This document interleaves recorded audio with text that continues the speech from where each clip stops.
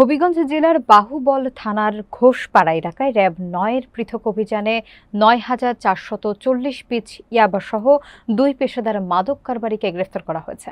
বিস্তারিত দেখুন নাহিদ মিয়ার তথ্যচিত্রে।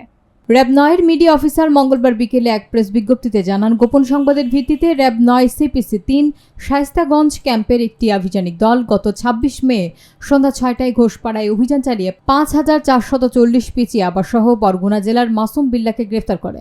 একই দিন রাত ৮টার দিকে একই এলাকার আরেকটি অভিযানে ৪,০০০ ইয়াবাসহ ব্রাহ্মণবাড়িয়া জেলার ওয়াহিদ মিয়াকে গ্রেফতার করা হয়। র্যাব ৯-এর অতিরিক্ত police super KM Shahidul Islam সোহাগ জানান, গ্রেফতারকৃতদের বিরুদ্ধে মাদকদ্রব্য নিয়ন্ত্রণ আইন ২০১৮ অনুযায়ী মামলা দিয়ে বাহুবল মডেল থানায় হস্তান্তর করা হয়েছে। মাদকের বিরুদ্ধে জিরো টলারেন্স নীতির অংশ হিসেবে র্যাব ৯-এর গোয়েন্দা তৎপরতা এবং অভিযান অব্যাহত থাকবে।